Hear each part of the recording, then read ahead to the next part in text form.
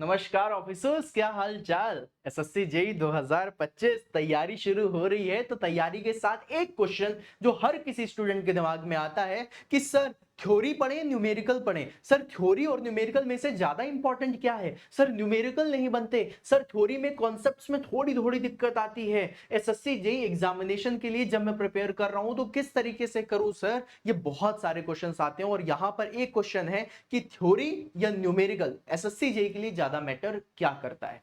तो दोस्तों अगर आप लोग पहले से प्रिपरेशन कर रहे हो तो आप सभी लोगों को पता होगा कि एसएससी जेई के अगर 100 क्वेश्चन है टेक्निकल के, तो उस टेक्निकल में अप्रोक्सीमेटली 90 क्वेश्चन आपके थ्योरी के होते हैं और 10 क्वेश्चन न्यूमेरिकल के होते हैं। ये हर किसी को पता है कि जो थ्योरी है वो काफी ज्यादा पूछी जाती है। 90% थ्योरी आती है और 10% न्यूमेरिकल आते हैं, राइट। लेकिन न्यूमेरिकल भी इतने टफ नहीं होते। कुछ न्यूमेरिकल और कुछ थ्योरी ऐसे पोर्शन से बनाई जाती है जहां पर आप लोगों का टाइम वेस्ट हो। लेकिन न्यूमेरिकल भी कुछ ऐसे होते हैं जो बन जाते हैं, मतलब बहुत सिंपली है, put the value get the answer, मतलब फॉर्मूला बस पता होना चाहिए। और थ्योरी में भी ऐसे क्वेश्चंस हैं। लेकिन ये पेपर टफ क्यों हो जाता है वो भी बताता हूं, उसका कट ऑफ ज्यादा क्यों हो जाता है उसके बारे में भी बताऊंगा गाइस। तो अगर आपने चैनल सब्सक्राइब नहीं करा है अभी कर लो, क्योंकि आपको यहाँ पर बहुत कुछ अच्छा मिलेगा। आइए दोस्तों, आप लोगों को कुछ चीजें बताता हूँ, कुछ इंटरेस्टिंग फैक्ट्स बताता हूँ जिससे आप लोगों को भी फायदा होगा, मजा आएगा।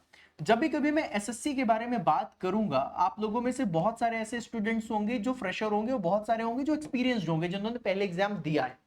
एसएससी जेई की जो खास बात है वो ये है कि ये ईयर वाइज ईयर, मतलब जैसे कि 2 से 4 साल का एक पीरियड होगा जहां पर वो किसी एक सब्जेक्ट को बहुत ज्यादा महत्व देगा, राइट। फिर उसके बाद वो टाइम पीरियड कम होगा, फिर उसके बाद वो दूसरे सब्जेक्ट्स को पकड़ेगा, उसमें बहुत ज्यादा महत्व देगा, राइट। अगर मैं 18 से 2016-17 से लेकर के 2018-21 तक की बात कर लूं, उसमें गाइस स्ट्रेंथ ऑफ मटेरियल और फ्लूइड मैकेनिक्स, ये दो सब्जेक्ट ऐसे थे जिससे सबसे ज्यादा क्वेश्चन पूछे जाते थे।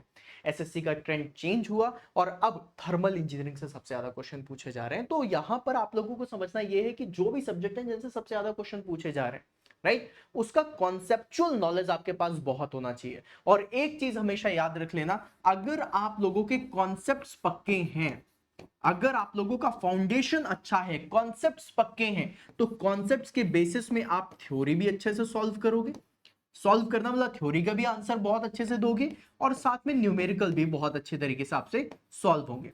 न्यूमेरिकल की कुछ ट्रिक है, मतलब इन जनरली अगर मैं बोलूं तो मैं एक सेशन बनाऊंगा जिसमें हाउ टू सॉल्व न्यूमेरिकल भी लिखूंगा, राइट, कि किस तरीके से न्यूमेरिकल को सॉल्व करना है।